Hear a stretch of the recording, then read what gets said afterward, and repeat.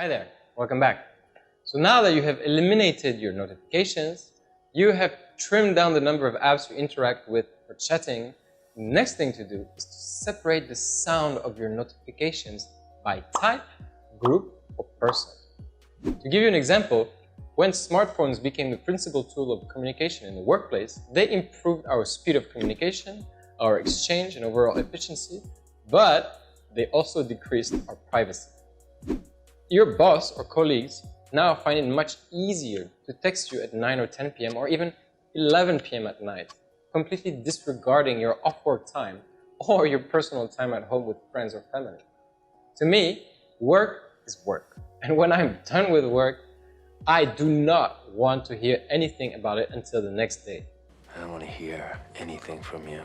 Unless, of course, it's something very urgent or important.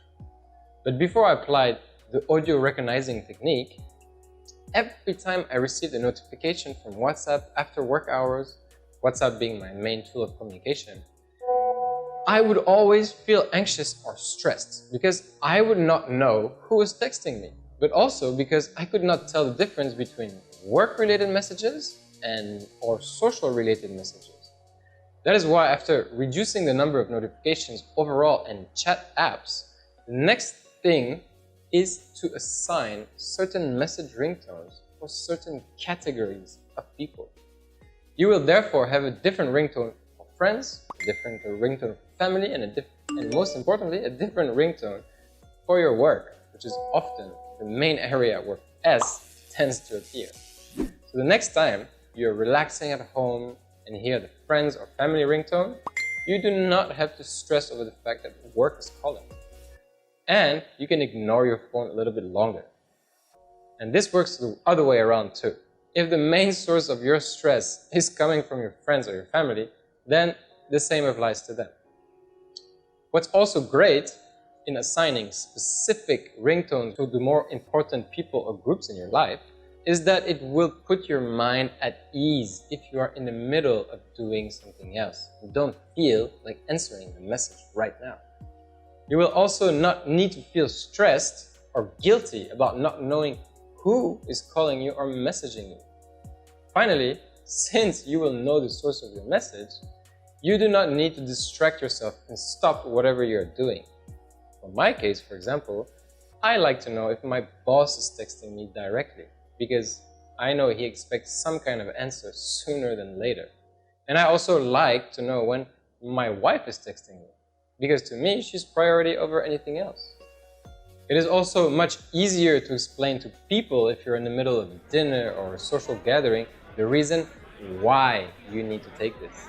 And excuse yourself from the table or conversation without even checking your phone. I'm sorry, I have to take this to my boss.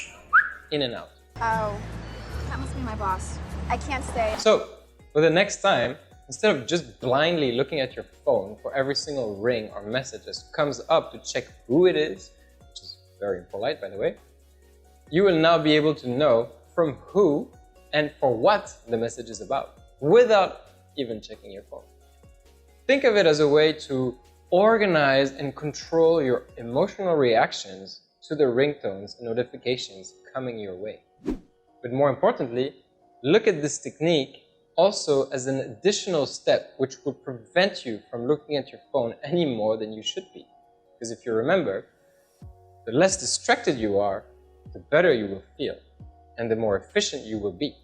So very simply, what you need to do is to make a list of 1, the super VIP people in your life. For me, is my boss, my wife, my parents, and my siblings. Oh, my sibling and my sister. And then you can have specific ringtones for your friends, but this is optional because you have too many friends. So for now, if you want to assign a ringtone to one particular person, I suggest that you assign a ringtone for your boss, your wife, your parents, and maybe your sister or brother if you have.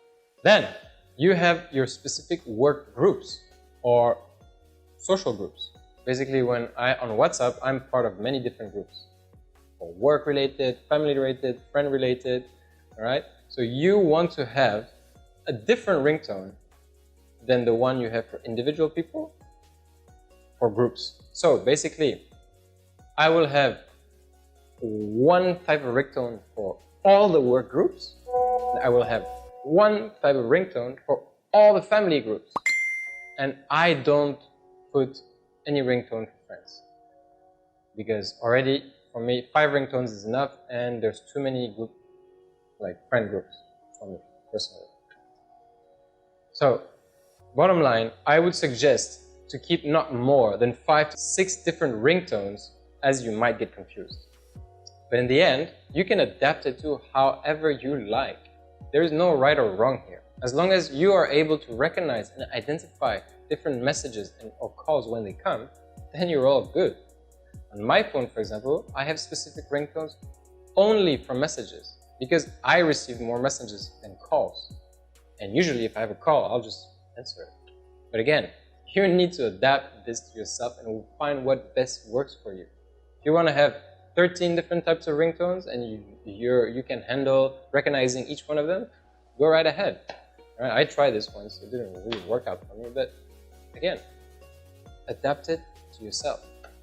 So, once you've chosen which specific people and groups you want to identify with, just assign a different ringtone for each one of them, regardless of the app that you're using, and that's it.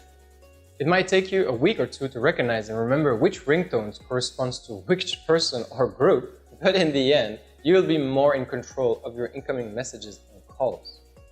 But now, it's action time for you, so go right ahead and take the time to choose and allocate your ringtones before moving on to the next video. See you then.